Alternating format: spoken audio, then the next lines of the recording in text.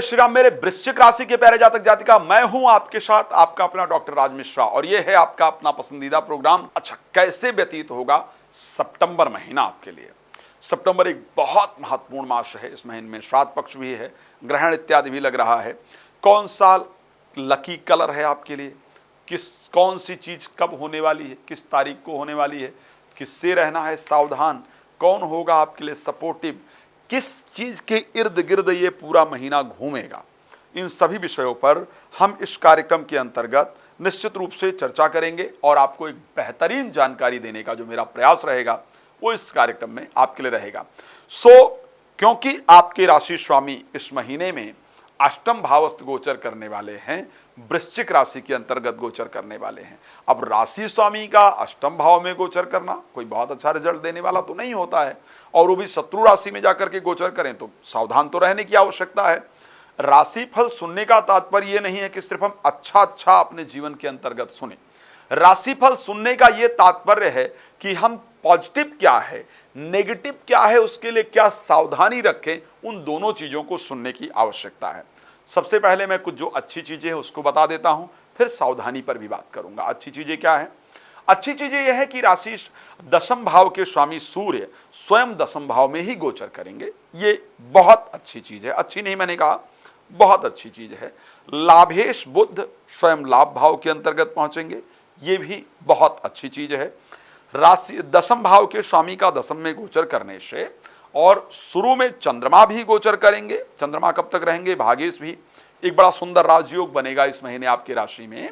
जब चंद्रमा और सूर्य एक साथ होंगे, नवम और दशम का जो सबसे प्रबल राजयोग ज्योतिष के अंतर्गत है वो आपका बनेगा, और वो राजयोग आपका बनने जा रहा है मंथ के स्टार्टिंग में, यानी 1 तारीख, 2 तारीख और 3 तारीख को, 4 तारीख सुबह 10 बजे तक, और उसके साथ 29 तारीख को और 30 तारीख को। ठीक है, तो ये महीने के जो करीब करीब 5 दिन आपके लिए होंगे, इसमें प्रोफेशनल लाइफ से रिलेटेड इंपॉर्टेंट डिसीजन आप जरूर लेंगे या इंपॉर्टेंट डिसीजन आएगा।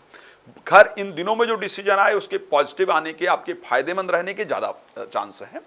दूसरी चीज, इन दिनों में अगर नौकरी के लिए कोई अप्लाई किया जाए या बॉस इत्यादि से बात किया जाए अपने प्रमोशन के लिए या नई नौकरी, कुछ भी बात किया जाए सैलरी वृद्धि के लिए, तो उसमें आपको पॉजिटिव रिजल्ट मिले, इस प्रकार की परिस्थिति दिख रही है। निश्चित रूप से मिलेगा भी। तो प्रोफेशनल लाइफ की दृष्टि से अगर मैं देखूंगा, स्टार्टिंग के 16 तक, जब तक सूर्य की सिंह राशि में गोचर करेंगे, तो यह समय मुझे बहुत शानदार दिख रहा है। स्टार्टिंग के बाद जब सूर्य कन्या राशि में चले जाएंगे तब भी आपके लिए, तो यानी प्रोफेशनल लाइफ को लेकर के इस महीने सावधानी रखनी है, बट अच्छा है समय कुल मिलाकर के देखा जाए तो बेहतरीन समय रहने वाला है। हेल्थ के पॉइंट ऑफ व्यू से जो सबसे पहला पॉइंट है, हेल्थ के पॉइंट ऑफ व्यू से किस प्रकार रहेगा, कुटुंब के पॉइंट ऑफ व्यू से कैसा रहेगा, तो साहब इसमें मुझे अच्छा नहीं दिख रहा है। मैं साफ आपको बता रहा हूं, क्योंकि आपका लग्नेश जो है, मैं पूरे फैक्ट के साथ बता रहा हूं, कोई हवा में बात नहीं कर रहा हूं। जो आपके लग्नेश मंगल है ना, वो अष्टम भाव में गोचर करेंगे। अष्टम भाव में गोचर करने के कारण, अष्टम भाव एक डिस्ट्रॉयर हाउस कहा जाता है, खत्म करने का घर कहा जाता है। मंगल के वहां गोचर करने से वाहन बहुत सावधानी से चलाना है, चोट इत्यादि का योग, दुर्घटना इत्यादि का योग, अचानक स्वास्थ्य इत्यादि खराब होने का योग, इस प्रकार की परिस्थिति निश्चित रूप से रहने वाली है। तो वाहन सावधानी से चलाएं, अपने स्वास्थ्य का प्रॉपर ध्यान रखें, बहुत क्रोध करने से बचें, कोई काम जल्दबाजी में करने से जरूर बचना है आपको, इस चीज को आपको विशेष रूप से ध्यान रखना है। अब बहुत इंपॉर्टेंट, सेकंड हाउस पर उनकी दृष्टि होगी। अब सेकंड हाउस पर दृष्टि, सेकंड हाउस घर है ना, कुटुंब है, तो अपने शब्दों पर बड़ा कुटुंब में ध्यान रखना है, क्योंकि कुटुंब के लोग आपके शब्दों के कारण नाराज हो जाएं और बात ना सुने, या घर में बहुत लड़ाई झगड़ा होने से बड़ा तनावपूर्ण वातावरण रहे, जिसके कारण ऐसा दिल करे कि मुझे घर छोड़ करके भाग जाना है, घर में रहना नहीं है, इस प्रकार की परिस्थिति दिख रही है। आप स्त्री हैं या पुरुष हैं, ये दोनों के लिए समान रूप से काम करने वाला है। तो कुटुंब को लेकर के क्या परिस्थिति रहेगी, धन को लेकर के अगर इस महीने की बात करें, आर्थिक लाभ निश्चित रूप से होगा, लेकिन वो 23 तारीख के बाद दिख रहा है। 23 तारीख के बाद अर्थ का एक बहुत बड़ा लाभ आपके जीवन के अंतर्गत नजर आ रहा है। देखो क्या है, मैं जानता हूं कि आप सब लोग चाहते हैं कि राशिफल छोटा हो, लेकिन मुझे बहुत कुछ बताना होता है आपको, क्या करूं, समय थोड़ा कम होता है जिस कारण से बहुत कुछ नहीं बता पाता हूं।